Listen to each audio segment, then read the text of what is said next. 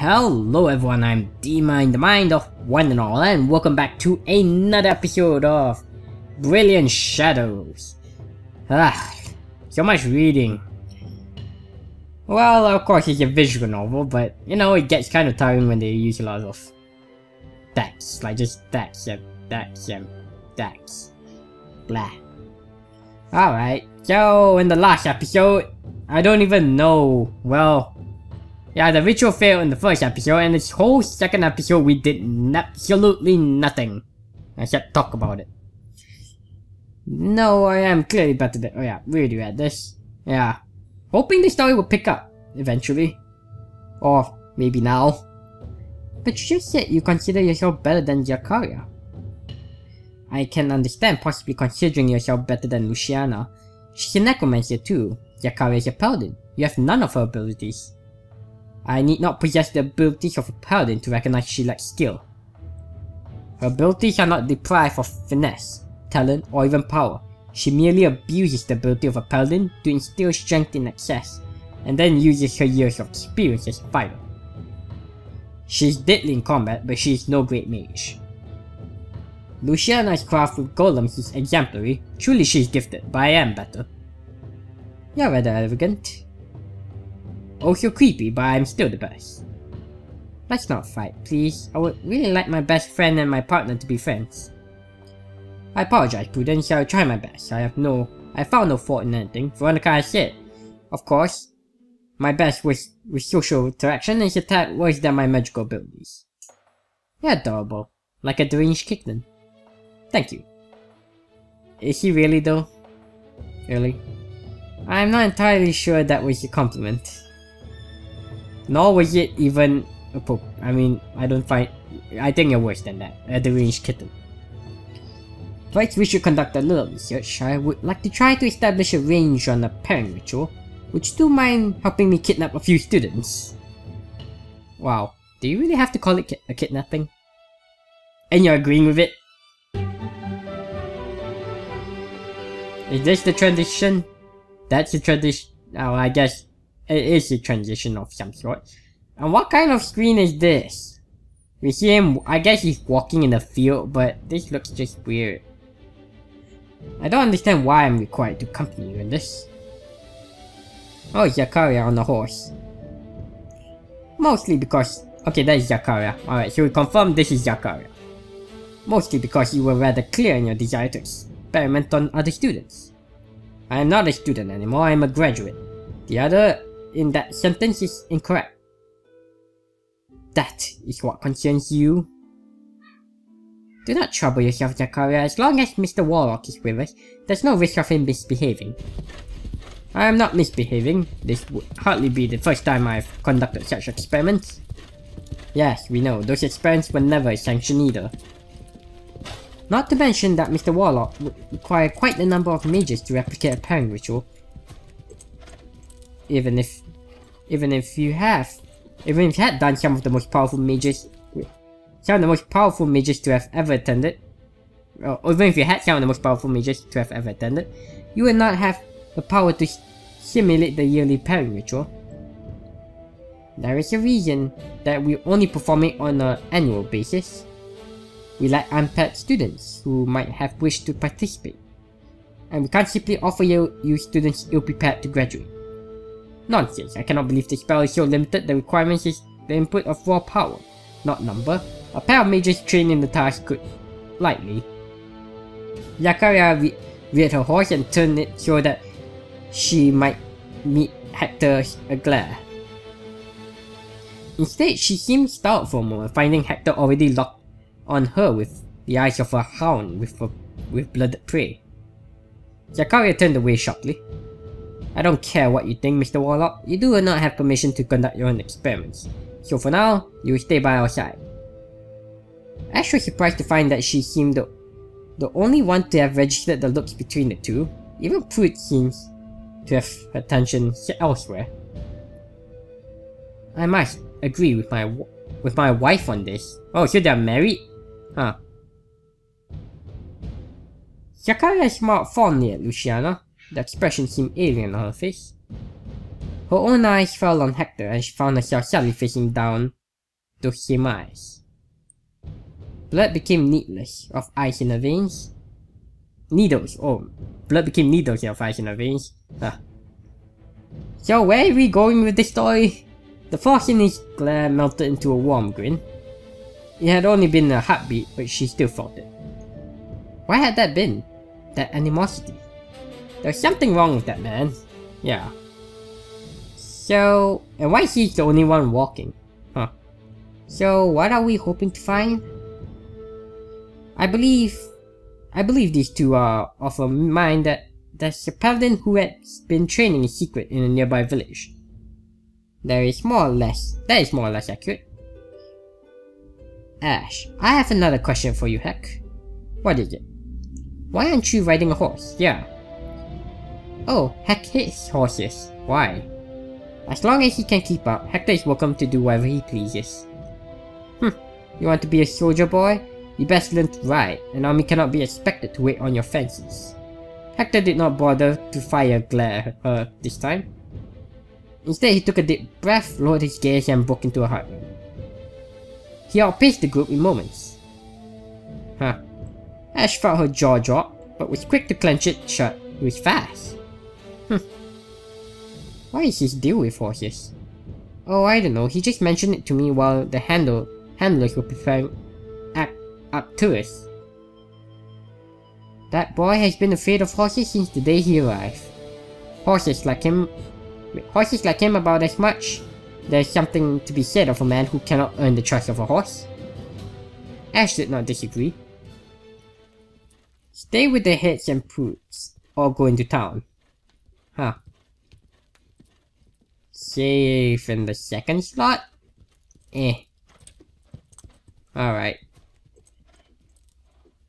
This isn't an obvious choice. You want to stay with them or let's go into town.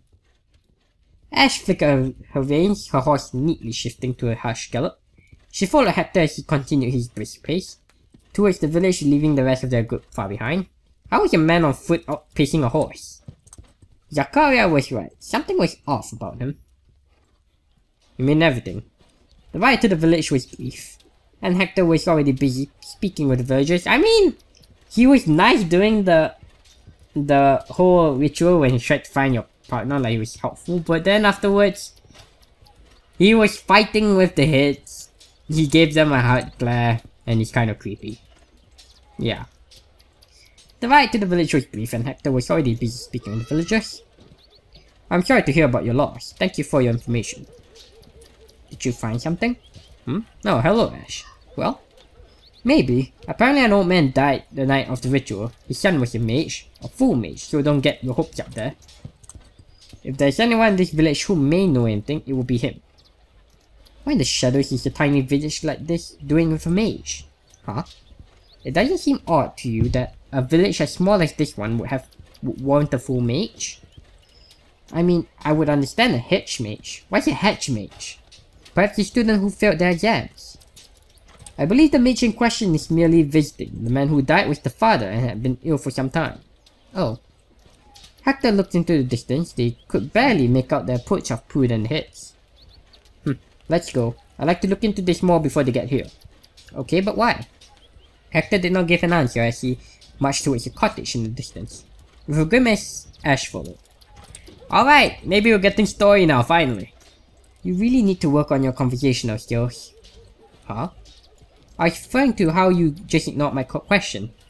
You asked the question? I'm sorry, I must have been lost in thought. Apparently. Hector gave no response. What exactly is on your mind? Worst case scenario. A chill heaped down the length of his spine. Perhaps keeping your thoughts to yourself is for the best then. As they arrived at the cottage, Ash was surprised at its condition. The soil surrounding the mountain was exceptionally rich for farmland, and the presence of the mountain itself provided the region a degree of stability most could not afford. Should not be surprised to find a fine cottage. This place was not fine, it was lavish. Wow, a little more than I expected. The son? Hector paused. Or daughter is inside. I forgot to inquire as to the identity of the mage. Wouldn't they mention son or daughter, and he or she? Oh well. I get to mention, oh, the son had a child who was a mage, and that child visiting him right now. That's it. They never mention gender in that case. You still ignoring her. As for the appearance, I suspect that their child sends home money. Most mages make a very comfortable stipend. Or perhaps not. Hector rapped on the door. Wait. Yeah, rap. I was thinking rap, like you know rap. Yo yo, what's up? On the door. Alright, that's lame. Ash heard something from within, and a moment later the door opened. Unidentified person. You look... I know. You just don't fit in... I can't say you don't fit in with the art style, but your face... I know. Can I help you? The man did not have the look of a mage, but... be they necromancer or paladin? Ah, yes, hello. I would like to ask you about the person your father saw the night he died. Really? Are you serious? Placing a hand on Hector's shoulder, before he could speak, Ash put him back on as she stepped forward. Yes, I'm Ash, necromancer. This is Hector of the same profession. Hector opened his mouth to speak once more, but Ash spoke first, forcing her words before his own. Wait, before what? Yeah, his own. Hector informed me that you were a mage. May I ask of your specialty? We're hoping you might provide something in the way of information about the identity of who he saw. They call me Malt. I am no mage, though you wouldn't be the first to make that mistake. My older brother is, though. If you're looking for him, he's already gone. Of course. My father was a bit delirious when he passed, but that figure in the dark, he was convinced it was death itself coming for him. I don't think death is the type to trip and stumble into the mud, though. I might not have been able to hear them, but the way they trashed afterwards, you could tell their mouth was foul, cautious. Just don't think that's the kind of demeanor death would have. So you saw them? Not much more than a cloaked traveler in the night. What color was their cloak? Grey. Why does it matter? Can you give it any more details? I was kind of busy with my father's final chores. No. Ash was a bit shocked with the ease with which the man spoke of both death and his father's past father. Only his most recent response contained any hint that the conversation may have bothered him. In such case, I will depart, thank you. Huh. Another option. You're giving me too many options without any hints though. I wouldn't say which is the right option, because it doesn't feel like there's a right and wrong. Maybe there is a right and wrong, but you know, I want to speak with you a bit more. Ash considered following Hector, but discarded the thought as she turned back to the man. There was something strange about him, and Ash wanted to know his story. Particularly his comment about how he might be mistaken for a mage. I'm sorry for my rudeness of my companion, he's socially crippled. Not the first one I've met. Reminds me of a lot of the kobolds. Nothing ruder to a kobold than an inefficient conversation. Kobolds? Ash generally had no idea what the man was talking about. From my understanding, a kobold is like a small gremlin troll thingy. It's like a ball of fur. They live a long way off, months of travel at least. But they are nothing compared to the yetis of the far mountains, or the harpies of the sea spires even farther than that. Both are far easier to reach than the swamplands of the kobolds. Ash was now convinced that the man was making jest of her. Oh, but none compared to the oddities of the gnomes. Malte cocked an eyebrow. You've met gnomes? Or perhaps he was just mad. Never mind. So your brother is a mage? Yes, he's a paladin.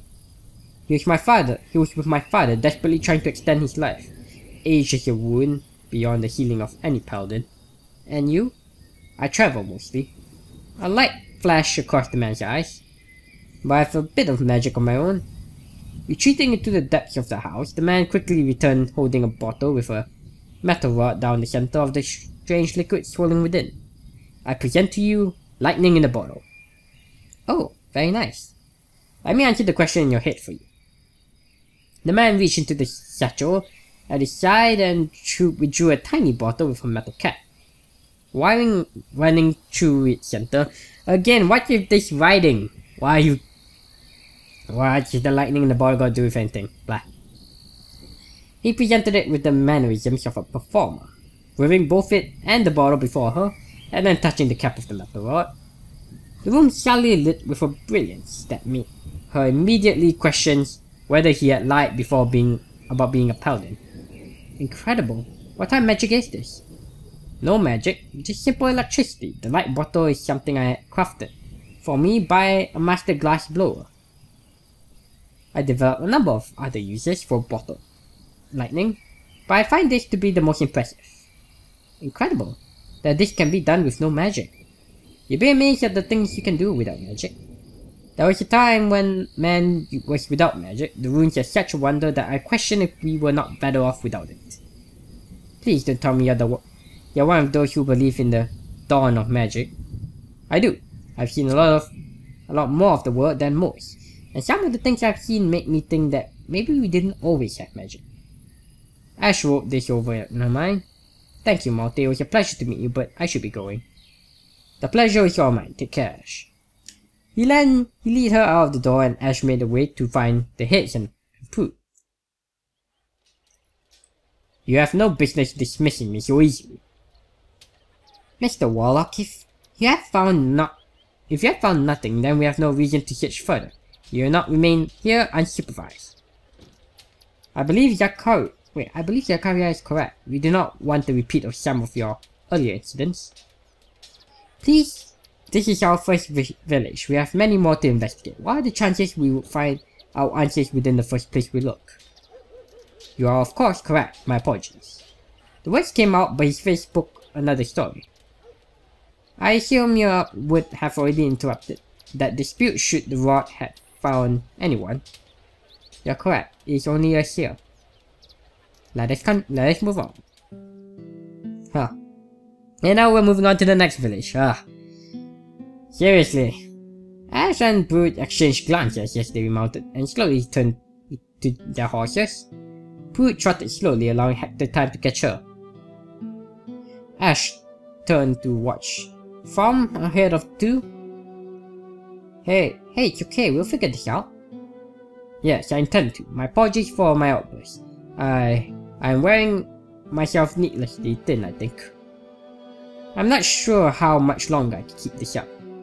Prude's hands fell to his head. He was at just the right height, and she stroked his hair. The two smiled at each other. Ash felt chills go down her spine. Something was wrong. She couldn't keep watching this in silence.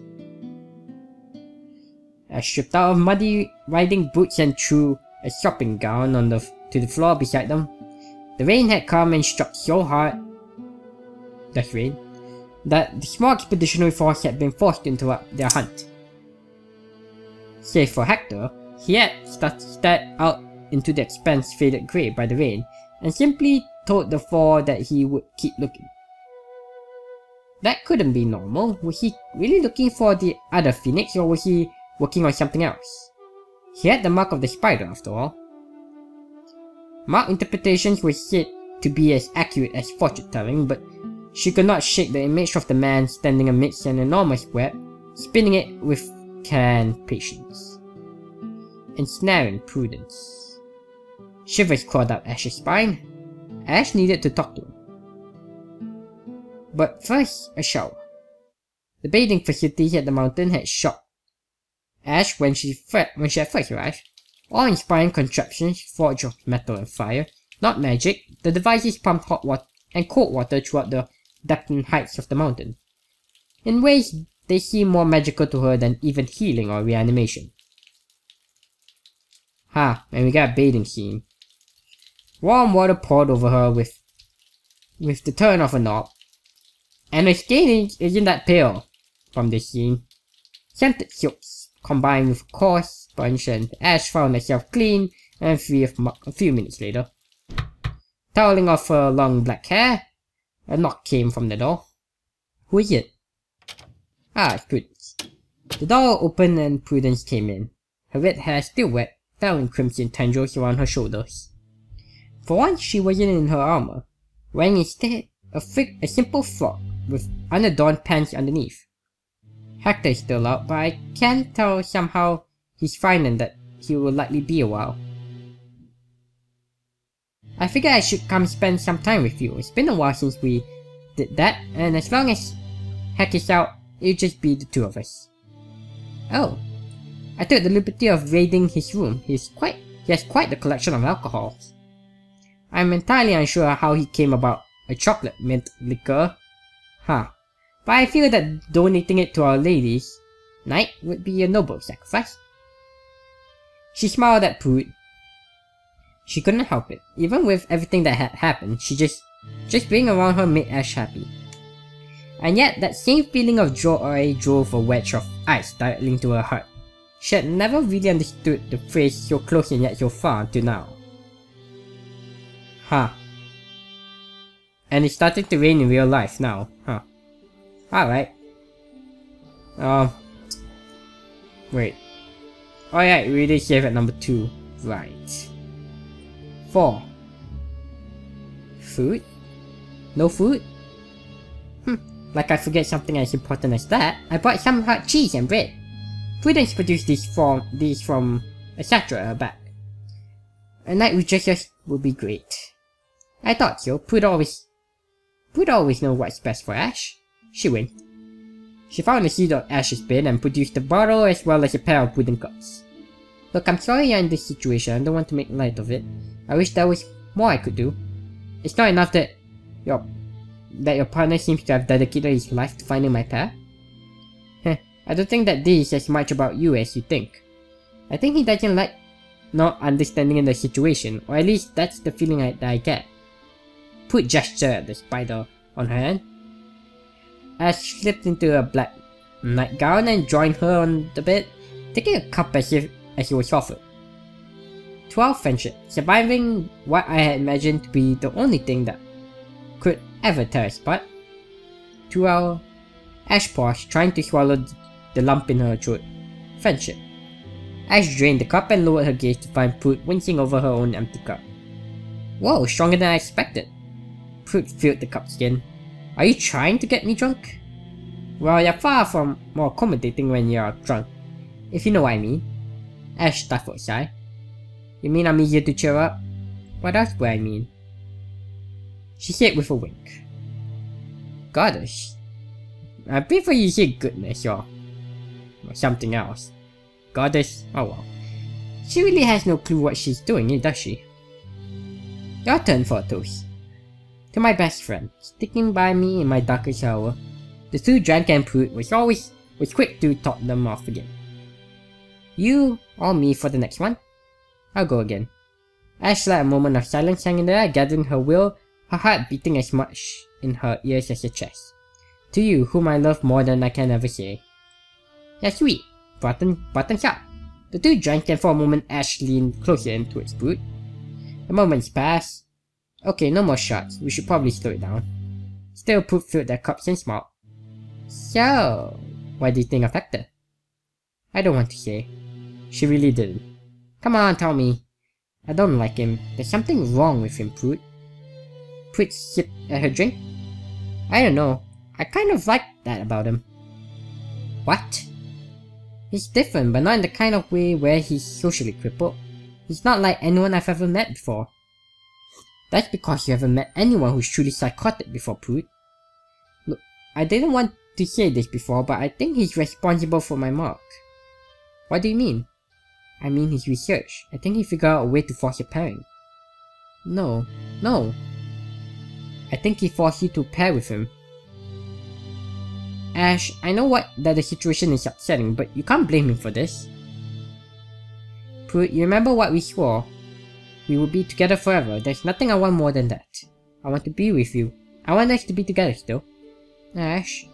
Prude, I love you. Ash, I love you too. Aw. No, Prude, For a moment, silence hung in the air like a drop of dew, frozen delicately at the end of a blade of grass.